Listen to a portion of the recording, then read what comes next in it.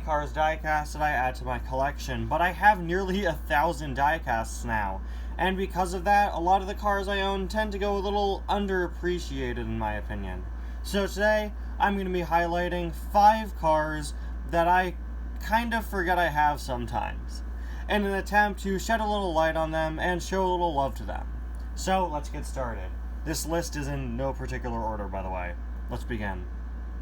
Up first, I'm going to show you guys the car that inspired this list.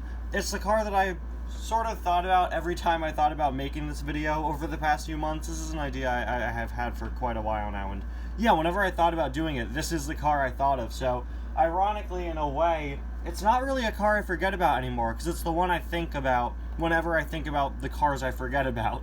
This is a fabulous Hudson Hornet with tire, released in the 2020 Funny Flashback series.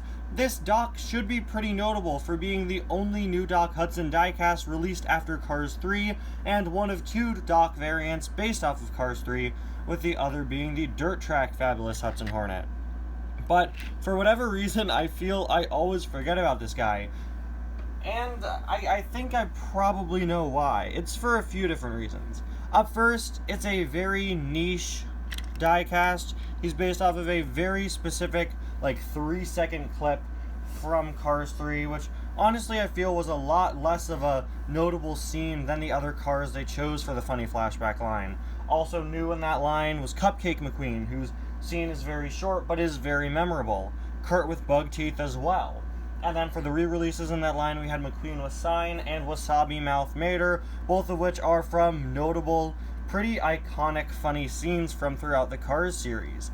This dock is easily the least focused on in the movie of all the cars there, and before this tire falls on him, he actually has a whole stack of accessories on top of him, which I sort of would have preferred as a diecast.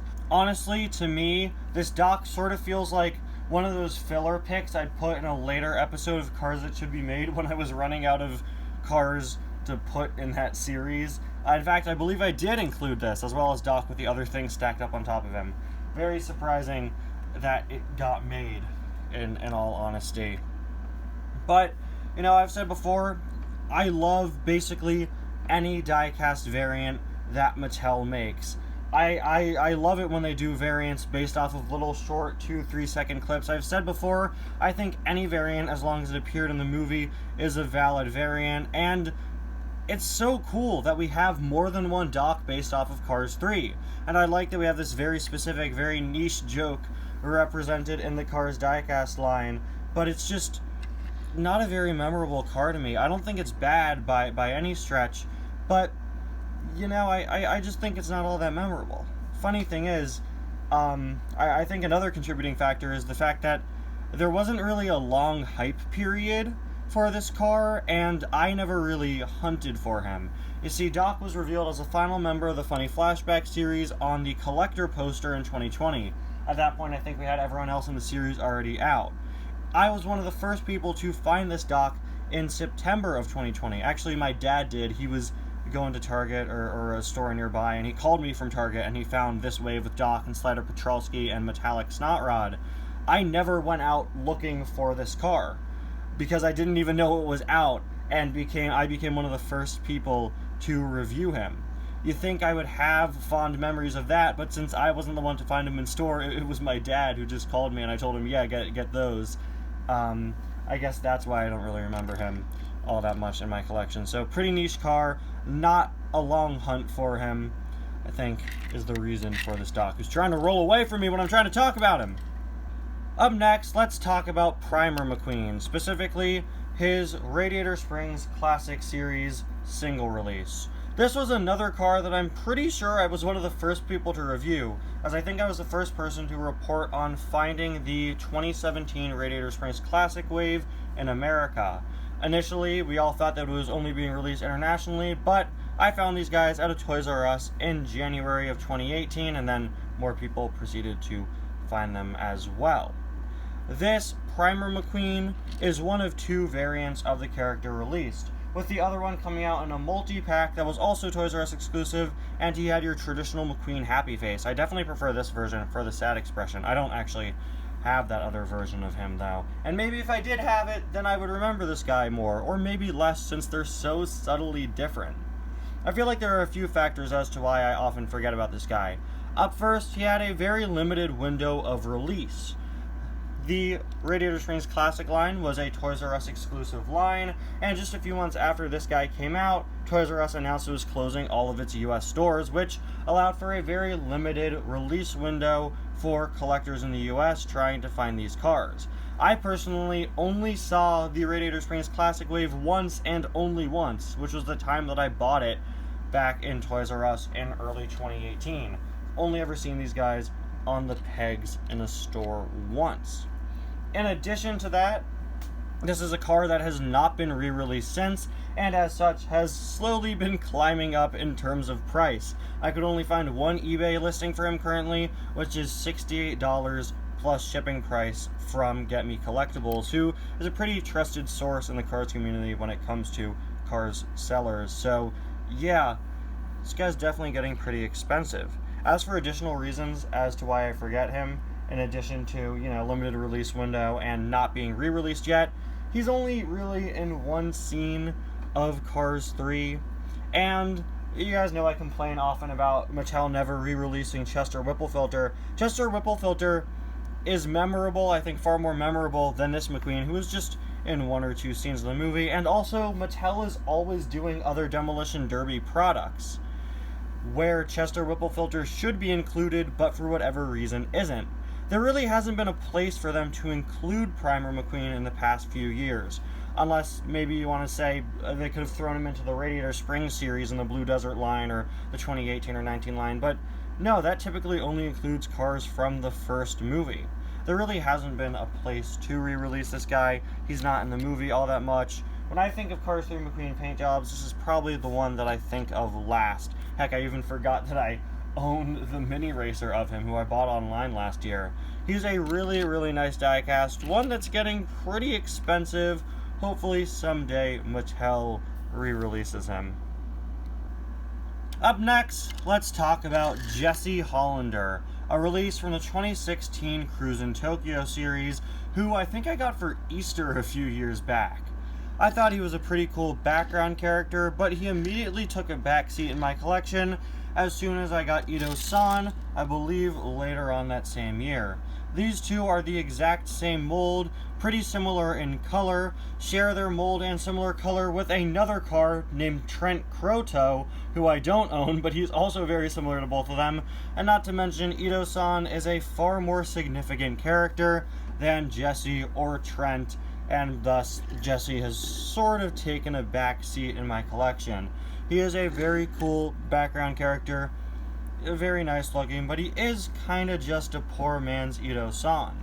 Also, Jesse didn't get a re-release last year when they were re-releasing a bunch of cars from the Cruisin' Tokyo series, which is honestly kind of a shame because he's not as ornate or complex as a lot of the other Tokyo background characters. He's got this pretty cool back window design, but aside from that, he's a civilian car that could fit into so many different scenarios in dioramas or play that takes place anywhere in the world. But yeah, due to just how similar he is to Ito-san, Jesse unfortunately has just sort of taken a backseat to him in terms of my collection. Up next on the list, it's Palace Danger Finn McMissile, who was one of my most highly anticipated re-releases of 2020. I was so hyped to get this guy. It was the first Finn McMissile diecast on store shelves by Mattel since 2016. It was a re-release that I never ever expected to see of this oddly specific expression variant. And I always talk about how much I love Cars diecast variants that change only the expression and nothing else, and I was so excited to see Finn on store shelves again. So why have I forgotten about this guy? Well, it's pretty simple, honestly. He's a very specific car for very specific scenarios that has not moved since I put him with my chrome agents in the floor of the other room that I store my cars in. Yeah. When I'm using Finn McMissile in a video like in Cars Adventures, I'm using the normal one, not this one. This one is so specific And, you know, maybe if there's a scene in Cars Adventures where Finn's about to scream or yell, maybe I should swap it out with this one. But I never really even consider that.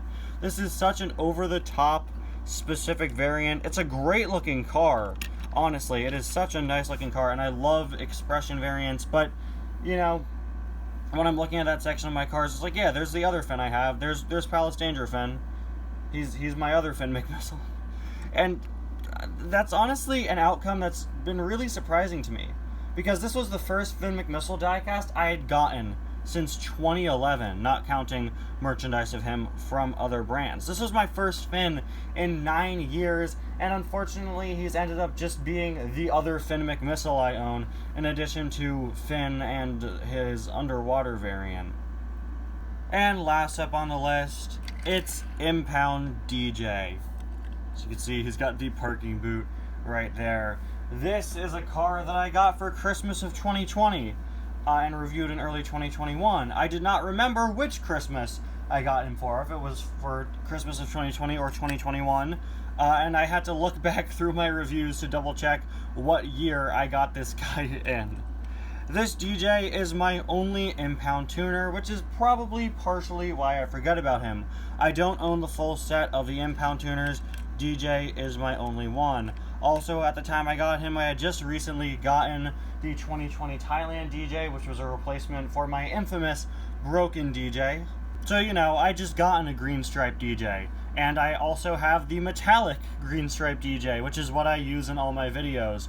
Honestly, that could have made the list, because I always forget that I use the metallic variant in my videos. But yeah, I use the metallic DJ from 2010 as my DJ in Cars Adventures. But since I got this guy so soon after the other DJ, and since I don't have the rest of the impound tuners, unfortunately, this pretty cool chase release is one I often forget about. Is he pretty cool, though? Is he? They didn't even change up his face like they did for Impound McQueen. I like that he still has this sort of smug face, though, that traditional DJ has, despite the fact that he's been arrested and can't move as well. I've been trying to figure out places to use this DJ in Cars Adventures. I think I can probably think of a funny scenario for an episode or two where he has this wheel lock on him. I'm sure I could come up with a funny scenario to use it in. But then we have the issue that my Cars Adventures DJ that I use is metallic. So, okay, when DJ gets the parking boot, why is he no longer metallic? And that usually stops me from going further with the idea of why DJ would have a parking boot in the Cars Adventures episode. This is, out of the 5 cars I've showed in this video today, this is the one that I would like to use the most in a specific scenario and have tried to work into Cars Adventures. The exception to that being Jesse Hollander, who has appeared in Cars Adventures several times as just a background character and is used every once in a while as just another background character in the series. But yeah, this DJ is a diecast I would love to use in a video. I just need to work out the scenario for it. And there you have it, guys. 5 Disney Cars diecasts that I often forget are in my collection. I hope this video helps me remember that I own these cars, in all honesty.